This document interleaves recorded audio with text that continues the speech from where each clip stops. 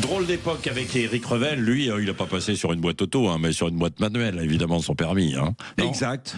Absolument. Évidemment.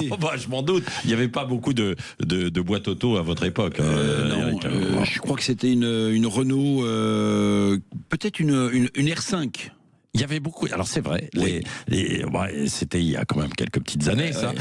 C'était des R4, des R5. Et la première voiture sur laquelle j'ai roulé, c'est celle de ma mère, une 4L. Vous avez raison. Non, bien sûr, bien sûr. Alors là, le levier de vitesse était sur le tableau de bord. Bon, première, deuxième, troisième. Drôle d'époque, Éric Revel. Alors, on va revenir sur les achats, notre consommation, avec un baromètre de la BCPE, c'est l'observatoire là, qui nous réserve quelques surprises. Expliquez-nous là tout de suite. Alors d'abord, Laurie Leclerc a commencé à vous en parler tout à l'heure, mais c'est pas un petit baromètre. Le baromètre BPCE, l'observatoire, il porte sur 20 millions de cartes bancaires. C'est-à-dire c'est vraiment ce qu'on consomme, ce qu'on achète ou ce qu'on achète moins. Alors d'abord, les problèmes de pouvoir d'achat, on les voit nettement dans la consommation alimentaire. Cette consommation alimentaire, allez, disons-le, elle stagne. Ça veut dire que les Français consomment moins de produits alimentaires pour des problèmes de pouvoir d'achat. Stagner, ça veut dire que ça augmente, mais du niveau de l'inflation. Donc en fait, c'est une stagnation des produits qu'on achète pour se nourrir en supermarché. Ensuite, on peut regarder du côté de la restauration. Très intéressant aussi. Vous savez, les prix ont beaucoup augmenté dans la restauration. Ouais, c'est vrai. C'est normal. C'est dû à l'augmentation du prix des matières premières, de l'électricité. Résultat, les Français vont moins dans les restaurants traditionnels. En revanche, et là aussi c'est un indice des problèmes de pouvoir d'achat, qu'est-ce qui augmente beaucoup dans la restauration? C'est la restauration rapide. Les fameux fast-food. Aujourd'hui, Patrick, 8 Français sur 10 consomment dans la restauration rapide, toutes marques confondues. Alors en général, c'est moins cher. On a l'impression qu'on va quand même, entre guillemets, au restaurant. Mais la restauration traditionnelle ayant beaucoup augmenté, les Français, pour des problèmes de pouvoir d'achat, se replient sur ce type de consommation.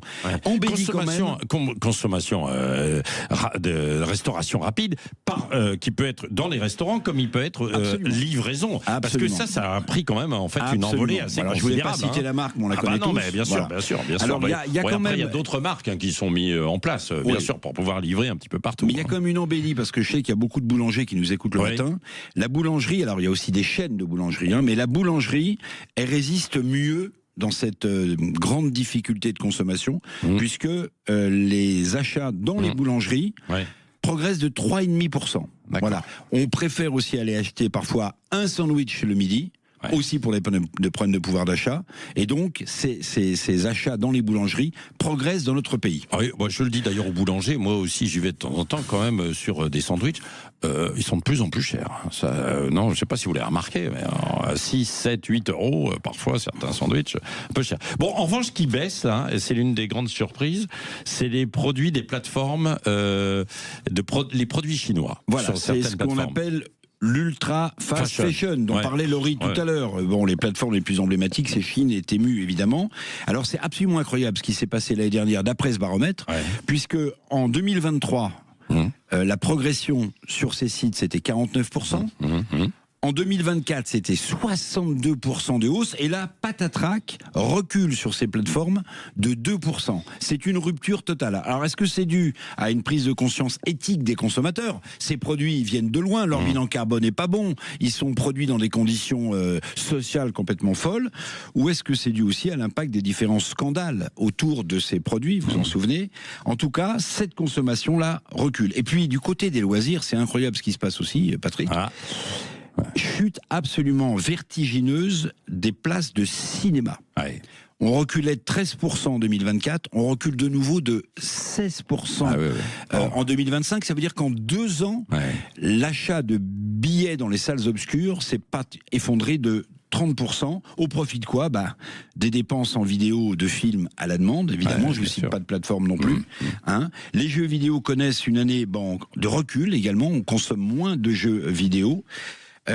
Petite embellie aussi, c'est symptomatique parce que finalement, c'est pas très cher quand on y va en famille. C'est augmentation des entrées dans les parcs de loisirs. Dans les parcs de loisirs, les dépenses dans ces parcs ont bondi d'après l'observatoire BPCE. de 10% au profit de Disneyland, du Puy du Fou, du parc Astérix ou de Futuroscope. Bon, merci Éric Revel. Vous n'êtes pas passé chez le boulanger ce matin pour nous apporter des petites viennoiseries. Hein. Tiens, puisque vous parliez de boulanger, vous auriez pu... je vais y aller là. Bien sûr. Avant l'invité politique, allez, Jean-François Killy. Bonjour Jean-François, votre invité à 8h15. Parce que John nous dit, là, il faut accélérer. Là. Oui, Pierre-Yves Bournazel, le candidat Horizon et Renaissance à la mairie de Paris. Vous avez entendu Rachida Dati qui dit « Édouard Philippe veut-il me faire perdre à Paris ?» On va voir ce que répond monsieur Pierre-Yves Bournazel ce matin. Oui, à tout à l'heure. Donc ça, 8h15. Dans un instant, le maillot réveil. Restez bien à l'écoute parce que je sens qu'on va se marrer.